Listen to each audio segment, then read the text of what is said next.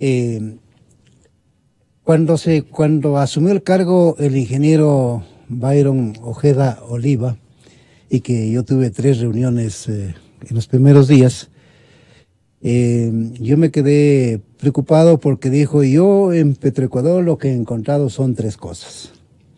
La empresa no tiene una estructura orgánica funcional que permita trabajar como una empresa. Y él lo decía porque ha sido siempre funcionario del Banco Mundial. Después de que salió de Petroecuador volvió al Banco Mundial, se dice. Entonces él decía eso. Y lo segundo es de que no tenía a Petroecuador estados financieros, como en verdad no los tiene, y una contabilidad de costos, ¿no? O sea, no tiene nada. Así es, entonces manejan... ¿Y cómo administran de memoria?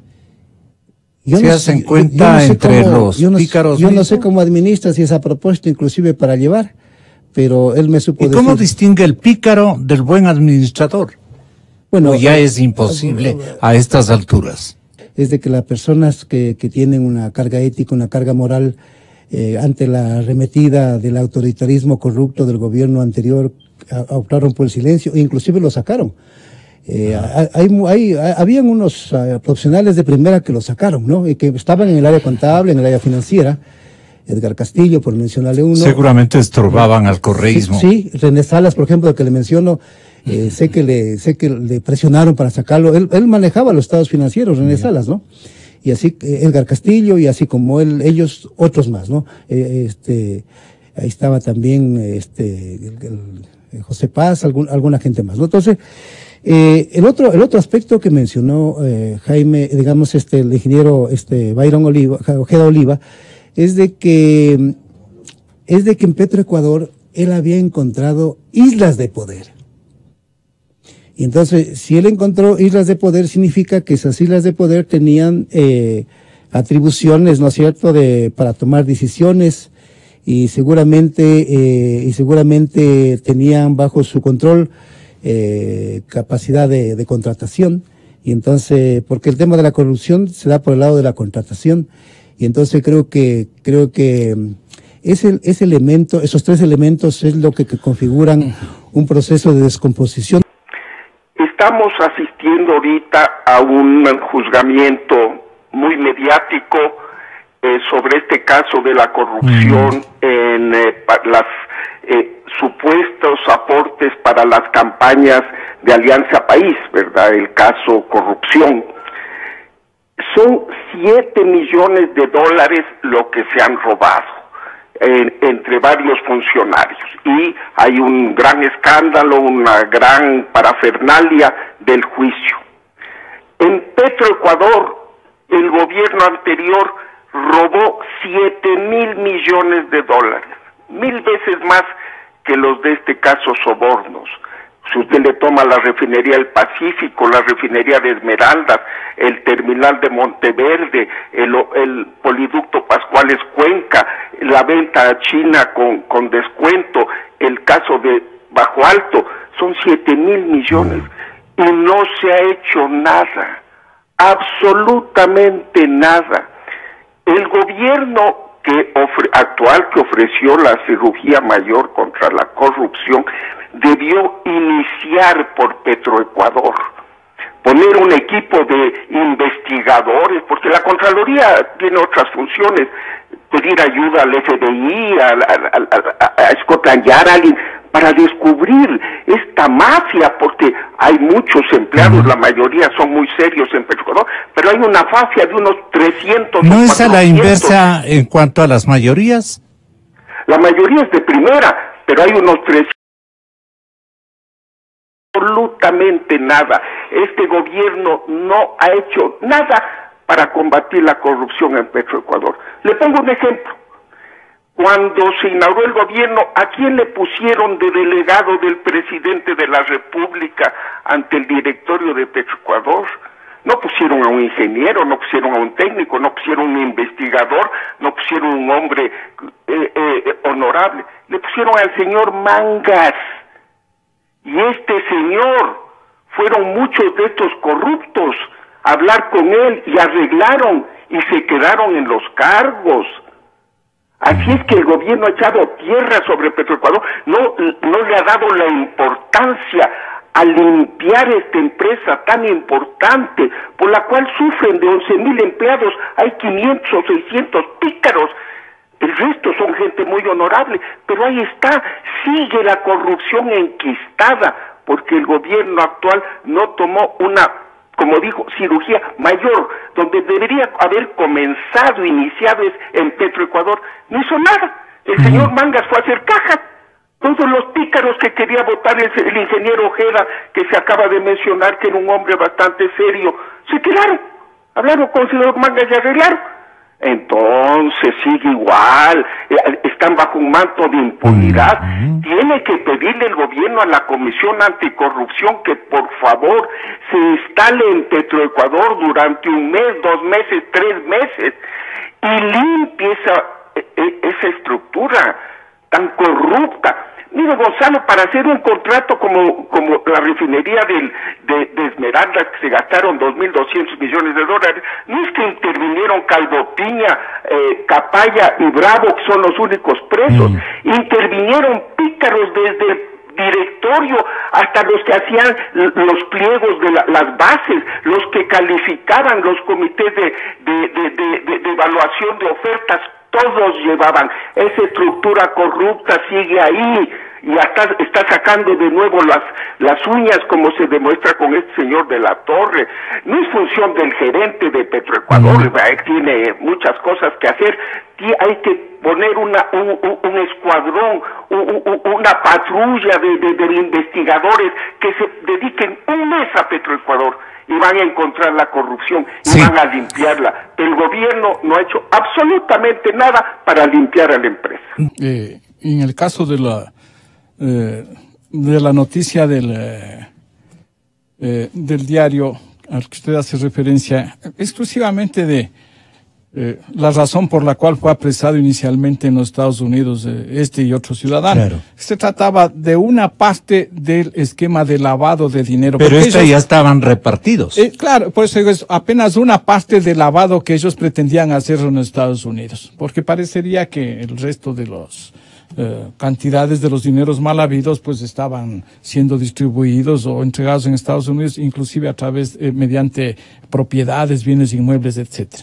¿Qué se hace? Y me acuerdo de un exministro en el gobierno anterior que muy orondo salió a decir que ahora todo el mundo, que hay libertad para contratar en Petroecuador, porque permitieron que se inscribiesen, que se registrasen como contratistas quien quiera, sin reunir estándares mínimos de solvencia técnica, de solvencia económica. Y ética. Obviamente que de ética. Que no tengan antecedentes. Entonces, un campo abierto para que quien quiera pueda inscribirse. Y entonces, mire usted, hay empresas, entre comillas, cuyo objeto social va desde la venta de un tornillo hasta la venta de helicópteros o viajes espaciales, pasando por toda la gama posible para todos bienes. Son buenos. Para todos son buenos. Entonces, esa es una de las fuentes, uno de los caldos de cultivo o expresiones de la corrupción. Porque el fulano, para conseguir un contrato, hace lo que fuere. Y entonces intenta sobornar, intenta pagar, intenta hacer. Y obviamente del otro lado existen funcionarios que están solícitos y listos para eso, o fueron para eso precisamente. Bien, entonces, si usted tuviese un sistema adecuado de registro de proveedores, de contratistas, correcto, con cumplimiento de estándares, pero mínimos en cuanto a la parte económica, en cuanto a la parte técnica, la solvencia que deben tener estos contratistas, disminuiría. Y si usted tuviese una legislación que estableciera que aquella empresa que hubiera incursionado en actos de corrupción, simplemente no puede volver a contratar en el sector público ecuatoriano. Si usted tuviese eso, le prometo que los niveles de corrupción bajarían.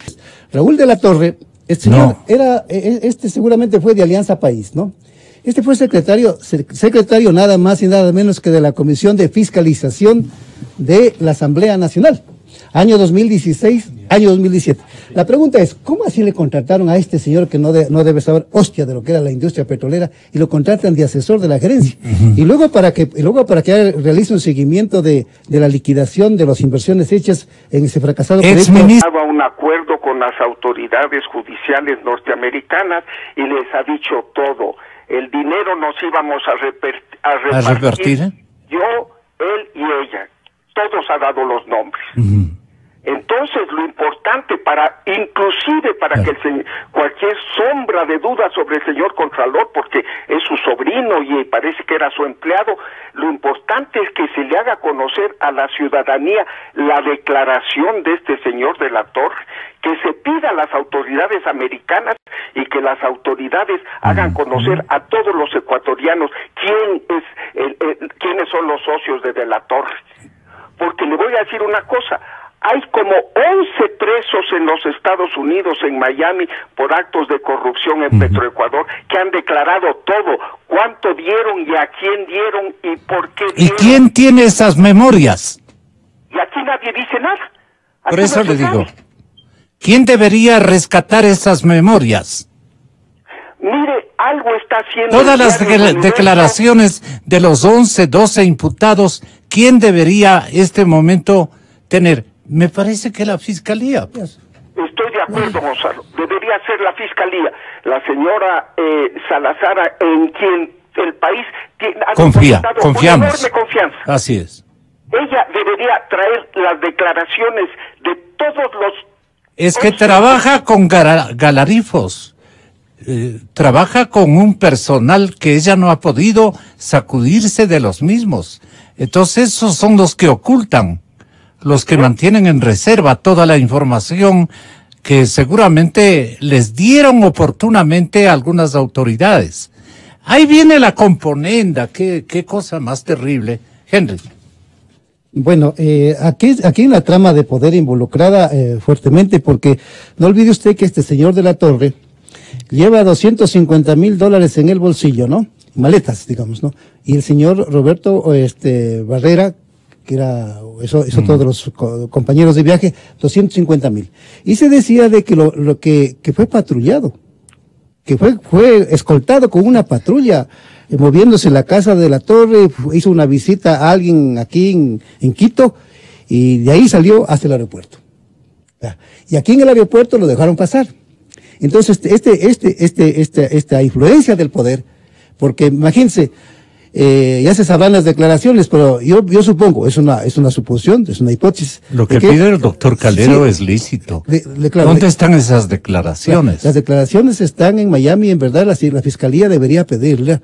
Y nosotros, aprovechando la ocasión, estando en este medio tan importante, y la que debe estar escuchándonos el gobierno, y sobre todo la Fiscalía, la señora fiscal Diana Salazar, en verdad, debe de oficio solicitar el reporte de esas declaraciones. ¿Por qué?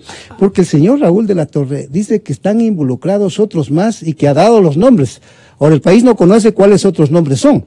Porque no olvide que solo el señor de la Torre dice que ha participado de $3,150,000 de coima. ¿Pero? Porque él manejó aproximadamente $16,900,000 en la ejecución de unos contratos de remediación en distintas provincias del país por los efectos de las instalaciones de la industria petrolera, donde está Esmeraldas, Libertad, Cañar, está Santa Elena, está Orellana, está Sucumbíos, está Guayas. Santo Domingo de los Áchilas.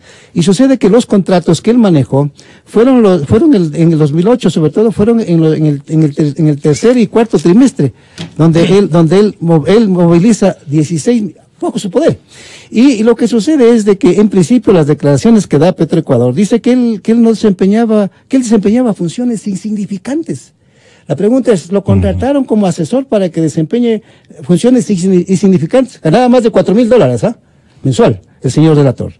Y entonces Petroecuador también se contradijo. Usted que trabajó allí, un puesto de $4,000 para esta época, ya tiene un nivel de asesoría. Es asesor de la gerencia. Y lo contratan a un señor que no sabía ni el abecedario de la industria petrolera. Pero ¿cómo dicen su nombramiento? Que es asesor de gerencia. De la gerencia, así dice. Claro, él es asesor. Entonces también la corrupción está en el mando superior de Petroecuador, que lo contrata a un individuo que no sabe ni las vocales de la industria petrolera, pues, maestro. Claro, ¿ya? Y le da funciones como estas.